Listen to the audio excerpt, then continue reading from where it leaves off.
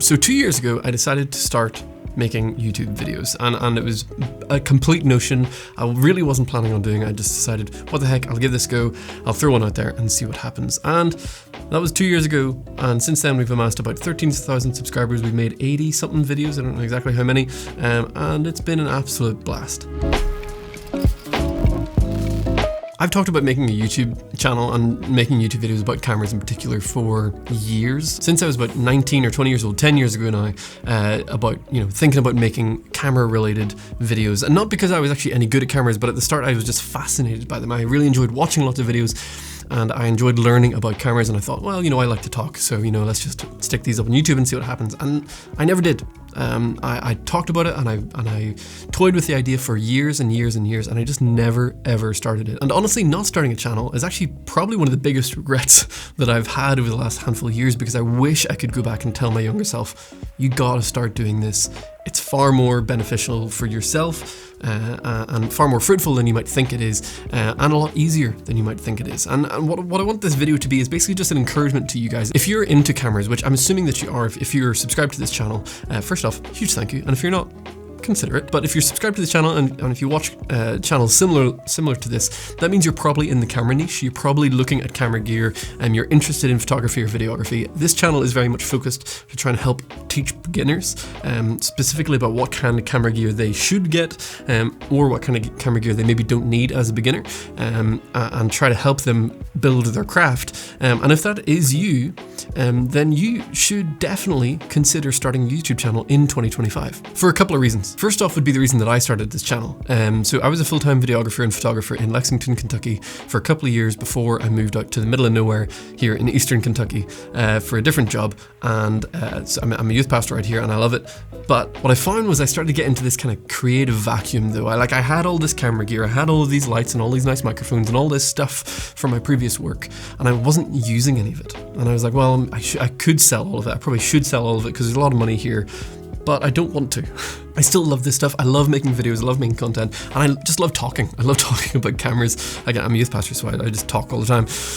But I enjoy this sort of thing, so I thought, you know what, let's just go for it. Let's just make a video once a week, once every 10 days or so has been my average. And I was like, let's just give myself this creative outlet, right? Because I'm a relatively creative person. I like to make stuff. I love setting up shots. I love doing this, like spending time putting haze in the room or setting up lights, microphones, all that kind of stuff. I really enjoy building and designing a nice looking shot and talking about a good, encouraging sort of topic. So this is just something that I really enjoy. And in my day job, which I love my day job, no doubt about it, but I wasn't able to release that sort of creative side that I've been bottling up for a couple of years. So whenever I decided to just go ahead and make YouTube videos, most of that was just to satisfy the need that I had to use my camera gear, to use the camera. And if you're like the way that I was 10 years ago, you spend more time watching YouTube videos about cameras than you did using your camera. And I found personally that was a bit of a problem, because I want to be using my camera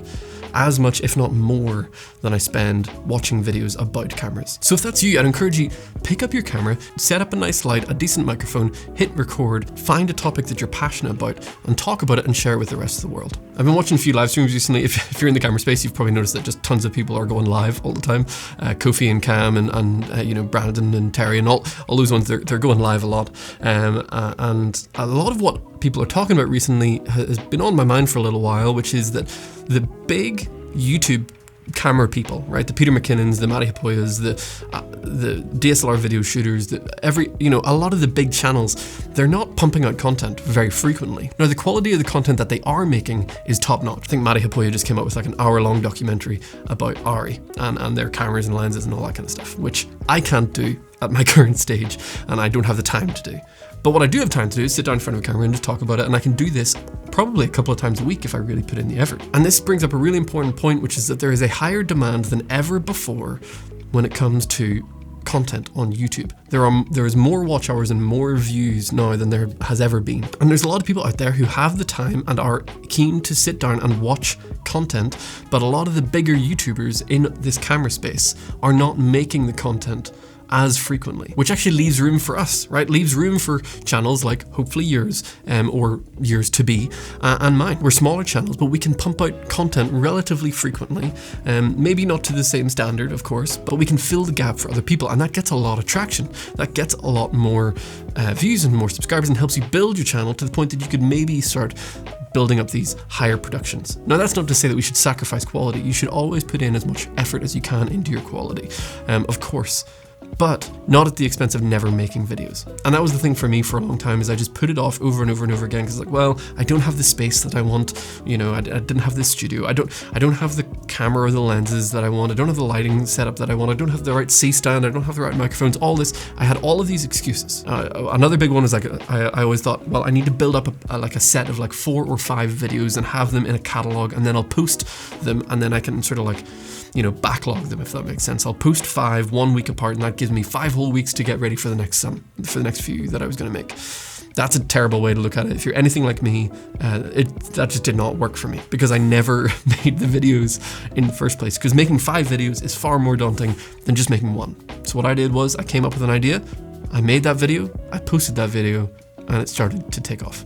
And it now has over 100,000 views. Now, I'm going to release a video next week talking about how that happened, right? How to get 100,000 views off of your first video, because I think I kind of have a little bit of a formula that worked for me, and I'll share that in another video. So make sure you subscribe if you want to learn a bit more about that. But if you're in one of those camps, if you're a creative person that doesn't have a creative outlet, but you've got a camera lying around, start using it. It doesn't have to be about cameras. Maybe you have another passion. Maybe you're a gamer. Maybe you want to start streaming and playing video games. Whatever it is, make content.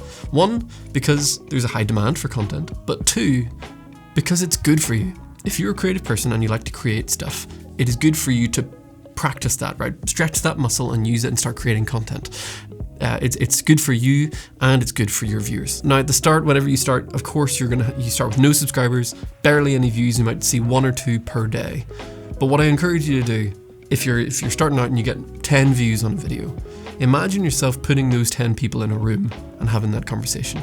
This is something that I do. We host loads of events, we host conferences, and we throw these big events. And if I can get 20 to 30 kids in a room for like a study or a conference or a little workshop like that, it feels like a success, because I've got 20 people together and we're learning something. So at the same time, if you can get 20 people to sit down and watch your video, even if it takes a week, 2 weeks, 3 weeks, whatever it might be. That was just something that I found very beneficial for myself, especially for new content creators who are maybe not getting the traction that they're wanting. Picture those people in a room with you.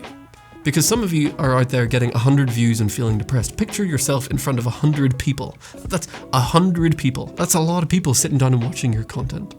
And maybe some of you are in the thousands, maybe some of you are in the tens, but it's a helpful practice to make sure that you're realizing like these social media numbers get blown way out of proportion. So you don't need to worry about getting tens of thousands or hundreds of thousands of views.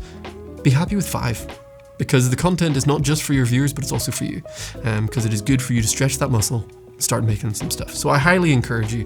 This is the time, right? You're going to kick yourself if you start it in 5 years and you look back and you didn't start it earlier. Start a YouTube channel. Make some content, and if you don't know how to use the camera properly, go check out some of my old videos, because I got a lot of content about cheap cameras, how to use them well, and how to set them up right. I'll link some of them below. If you enjoyed this video, do hit the like button, drop a comment down below, or maybe even subscribe as we continue to build this channel. I appreciate all of you for doing so, and I hope that you have a wonderful day.